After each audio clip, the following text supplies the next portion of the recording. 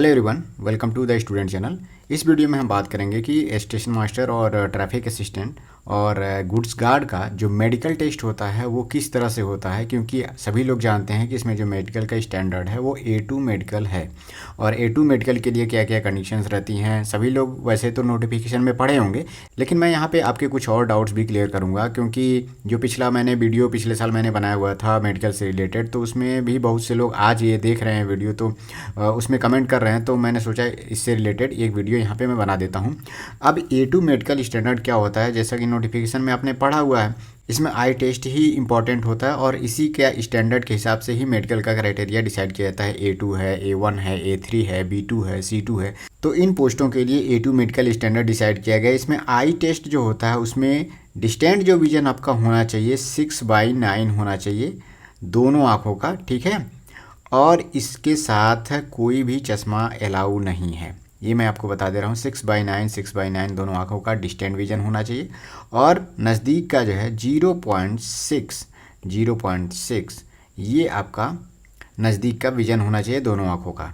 ये हो गया आई टेस्ट। अब कई लोग पूछते हैं कि 6/9 का कैसे आधार पे, तो मैं अभी उसको इमेज के आधार पे उसको मैं दिखा देता हूँ कि कैसे क्या चीज़ें आपको उसमें पढ़नी रहती है। तो देखिए यहाँ पे डिस्टेंट विजन के लिए 3 चार्ट मैं यहाँ पे आपको दिखा दे रहा हूँ कि यहाँ पे देखिए कटा हुआ C रहता है, फिर एक हिंदी वर्णमाला का रहता है और ये इंग्लिश का रहता है। तीनों में से कोई भी चार्ट आपको दिखाया जा सकता है, क्योंकि होता क्या है कि लास्ट की जो 6/9 या 6/6 का जो पोजीशन है कई लोग उसको याद भी कर लेते हैं, लेकिन आपको पता नहीं चलेगा कि कौन सा हो सकता है कि वो एक बॉक्स में रहता है, वो रोटेट भी होता रहता है। तो उसमें अगर वो चाहें तो किसी से वो अल्फ़ाबेट पढ़वा सकते हैं, किसी से चाहे तो हिंदी के वर्णमाला जो है वो पढ़वा सकते हैं, फिर कटा हुआ C भी वो चाहे तो दिखा सकते हैं। तो 6/6 का जो पॉइंट है वो सबसे लास्ट वाला पॉइंट आपको पढ़ना रहता है। सॉरी, ये सबसे लास्ट, इसमें 6/5 है, उसके ऊपर 6/6 है ये, और उसके ऊपर 6/9 है। इसी तरह से 6/12 है, फिर 6/15 है, 24 है। तो आपको पढ़ना क्या है, 6/9 का मिनिमम आपको पढ़ना है विदाउट ग्लासेस। नेक्स्ट पॉइंट है सर्जरी को लेकर के। तो सर्जरी बिल्कुल भी अलाउ नहीं है, नोटिफिकेशन में आपने पढ़ाई है। तो A2 मेडिकल के लिए सर्जरी बिल्कुल भी अलाउ नहीं है। कलर ब्लाइंडनेस तो होना ही नहीं चाहिए। अगर किसी का भी कलर ब्लाइंडनेस है तो वो SMTA और गुड्स गार्ड के लिए जो भी फर्दर प्रोसीजर है, जैसे SM और TA के लिए साइको का पेपर है, तो वो लोग साइको का पेपर देने ही ना जाएं। कलर ब्लाइंडनेस अगर आपका है तो आप पकड़े ही जाएंगे, और ये एकदम बिल्कुल भी अलाउ नहीं है और आपको जाना भी नहीं चाहिए। क्योंकि अगर स्टेशन मास्टर हैं और आपको हरी और लाल झंडी में ही नहीं अंतर पता चला, दोनों लाइटों में अंतर ना पता चला, उनके सामने जो पैनल होता है वो डिफरेंट कलर की लाइटें उसमें जलती रहती हैं, और ये जो पोस्ट है वो सेफ्टी के रिगार्डिंग आता है रेलवे में, तो बिल्कुल भी कलर ब्लाइंडनेस इसमें अलाउड नहीं है। तो ये है कलर ब्लाइंड का जो टेस्ट होता है। ये डिफरेंट पेजेस पे इसी तरह से, एक सिंगल पेज पे ये रहेगा, फिर सिंगल पेज पे यहाँ पे कंबाइन करके ये इमेज मैं आपको दिखा दे रहा हूँ। इसमें जो भी यहाँ पे जो नंबर्स लिखे हुए हैं वो आपको पढ़ के बताने रहते हैं। होता क्या है कि अगर मान लीजिए किसी भी एक कलर का विजन आपको मतलब कमज़ोर है, तो हो सकता है इसमें का जो लेटर है आपको वो डिफरेंट दिखे। कोई भी इसमें नंबर हो सकता है डिफरेंट आपको दिख जाएगा। अभी अगर मान लीजिए पहले में 12 लिखा हुआ है, तो आप अगर हो सकता है कोई अगर विजन आपका कमज़ोर हो, कोई भी कलर कमज़ोर हो, तो हो सकता है इसमें 22 आपको देखने को मिल सकता है। कुछ भी इसमें मतलब नंबर चेंज हो जाता है अगर कोई भी आपका कलर ब्लाइंडनेस अगर आपके अंदर है। तो ये चाहे तो आप एप्लीकेशन मोबाइल में डाउनलोड करके आप खुद भी रीड करके देख सकते हैं। नेक्स्ट इसमें फॉगी टेस्ट। तो फॉगी टेस्ट इसमें नहीं होता। फॉगी टेस्ट में दरअसल होता क्या था कि जब कोई भी रिटेन मैटर दिया रहता है वो थोड़ा सा ब्लर दिया रहता है, तो भी उसको पढ़ना रहता है। तो ये टेस्ट इसमें नहीं होता है, इसके लिए आपको परेशान होने की ज़रूरत नहीं है। ये मेनली जो टेस्ट हैं मैंने यहाँ पे आपको बता दिए हैं। अब ये कैसे होता है, जब आप साइको का पेपर देने जाएंगे तो उससे पहले आपको एक मेडिकल स्टैंडर्ड बनवा के जाना है, जो कि आज ही नोटिफिकेशन में आया हुआ है। तो जब आप नज़दीकी जिला अस्पताल में जाएंगे और आप जब मेडिकल टेस्ट कराएंगे, तो आई टेस्ट में 6/9 डिस्टेंट विजन और नियर विजन का टेस्ट वहाँ पे हो जाएगा। तो आपको आइडिया लग जाएगा कि किस तरह से ये डिस्टेंट विजन और नियर विजन होता है। और साथ में आप कलर ब्लाइंड टेस्ट भी वहाँ पे करा लीजिएगा। कलर ब्लाइंड टेस्ट अगर आप खुद भी करना चाहते हैं तो कर सकते हैं। आप मोबाइल में एप्लीकेशन डालेंगे, कलर ब्लाइंड टेस्ट का एप्लीकेशन डाउनलोड हो जाएगा।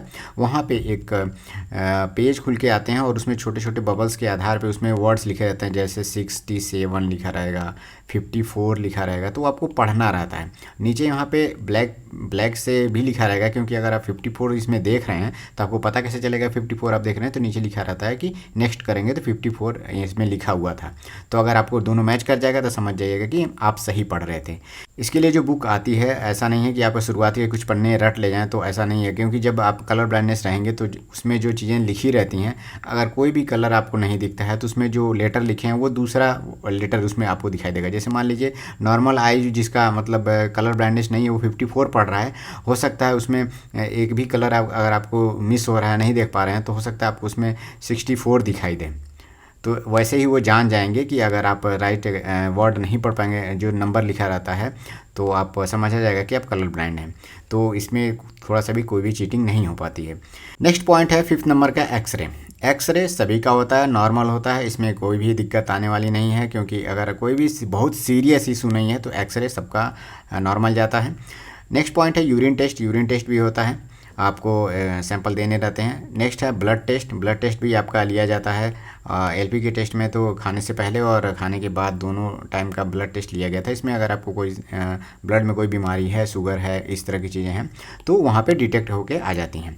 बीपी नॉर्मली सबका बीपी वहाँ मतलब नॉर्मल ही होता है, लेकिन थोड़ा सा मेडिकल में अगर आप जाएंगे तो थोड़ा सा आपको अंदर बेचैनी रहती है, तो हो सकता है थोड़ा सा कम और डाउन हो जाए, क्योंकि हार्ट टेस्ट में और बीपी में वो लोग कई बार टेस्ट कर लेते हैं, क्योंकि होता क्या है कि थोड़ा सा स्टूडेंट डरा रहता है कि मेडिकल में कुछ ऐसा ना हो जाए जिससे वो छट जाए। तो वो जानते हैं कि हार्ट टेस्ट में थोड़ा सा गड़बड़ी आती है, तो 1-2 रिपोर्ट थोड़ा सा टेस्ट करते हैं, 2-3 बार टेस्ट करते हैं। जब नॉर्मल टेस्ट आ जाता है तो उसको फाइनल कर लेते हैं। लेकिन ऐसा ना हो कि कोई अगर गंभीर बीमारी है तो आपका रिपोर्ट अच्छा तो आएगा ही नहीं आएगा।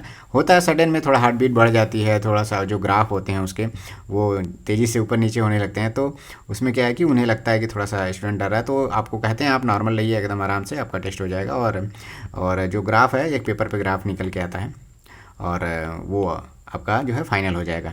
तो इसमें घबराने की बात नहीं है। बीपी और हार्ट टेस्ट भी होता है। पाइल्स और हार्निया को लेकर के बहुत से लोग इसमें पूछ रहे थे, तो ये चेकअप भी होता है। इसमें भी कई जगह अपने अपने तरीके से चेकअप इसमें कराया जाता है। कई जगह सीटअप करा के ही जो है उठने बैठने को कहा जाता था, और नॉर्मल 10 बार उठने बैठने को कहा जाता था, और ये चेकअप हो जाता था। लेकिन अगर आपको इसमें कोई समस्या है, अगर इसमें उन्हें पकड़ में आती है, अगर आपके अंदर कोई समस्या है इस बीमारी से लेकर के, तो आपको रीमेडिकल के लिए मौका दिया जाएगा।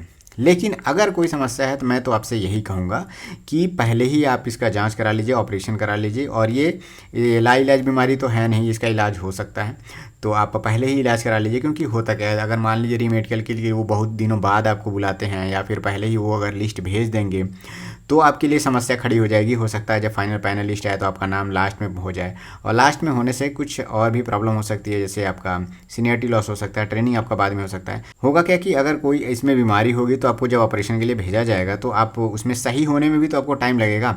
तो आप उधर टाइम ना वेस्ट करके क्यों ना आप पहले ही इसका इलाज करा लें। अगर कोई ऐसी समस्या है तो इसका रीमेडिकल होता है, लेकिन आप पहले ही इसका इलाज करा लीजिए।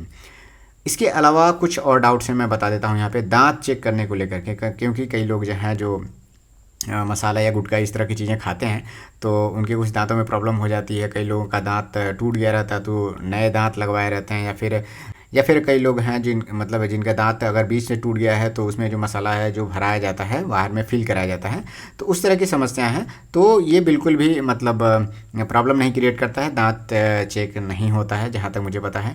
और अगर ऐसी चीज़ें कोई दांत के ऑपरेशन या कुछ भी हुआ हो तो वो आपके लिए कोई भी समस्या नहीं खड़ा करेगा। नेक्स्ट है सिगरेट पीते हैं। हाँ, सिगरेट पीते हैं तो भी आपके लिए कोई समस्या नहीं है। इस तरह इतना बहुत डीप चेकअप नहीं होता है। लेकिन हाँ, ऐसा नहीं है कि इतना ज़्यादा आप सिगरेट पीते हैं या फिर गुटखा खाते हैं कि आपको कैंसर टाइप की इस तरह की गंभीर बीमारी हो गई है। तो जिनका दांत में कोई समस्या है या फिर सिगरेट पीते हैं तो वो निश्चिंत रहें।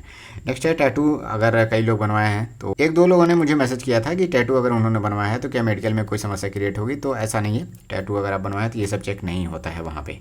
इसके अलावा कोई भी अगर एक और डाउट है कि कोई अगर किसी की पहले से कोई हाथ की हड्डी या फिर कोई भी हड्डी अगर टूट गई थी पहले, कभी आपका एक्सीडेंट या कुछ भी हुआ हो, लेकिन वो सही हो गई है, एकदम नॉर्मल आप वर्क करते हैं। बहुत से लोगों को होता है तो कहीं गिर जाते हैं तो कोई शरीर में फ्रैक्चर हो जाता है, लेकिन वो बीमार मतलब वो हड्डी जुड़ गई है और कोई भी ऐसा नहीं है कि उस अंग से आप काम ना कर पाते हों, तो भी आपके लिए कोई समस्या नहीं होगी। अगर कोई हड्डी टूटी हुई है और वो सही हो गई है, एकदम नॉर्मल, आप उससे काम कर सकते हैं। तो तो ये कुछ पॉइंट्स थे मैंने यहाँ पे क्लियर कर दिए हैं, स्टेशन मास्टर और ट्रैफिक असिस्टेंट्स और गुड्स गार्ड के जो मेडिकल से रिलेटेड है। अगर इसके अलावा भी कोई अगर क्वेरी है तो आप चाहें तो हमको इंस्टाग्राम पे मैसेज कर सकते हैं। आईडी है @thestudent.study। नीचे आपको लिंक भी मैंने दे दिया है, और आप चाहें तो द स्टूडेंट के टेलीग्राम ग्रुप से भी जुड़ सकते हैं। दोनों का लिंक मैंने डिस्क्रिप्शन में दे दिया हुआ है। और चाहें तो कोई क्वेरी हो तो आप कमेंट सेक्शन में भी पूछ सकते हैं। Thank you, all the best.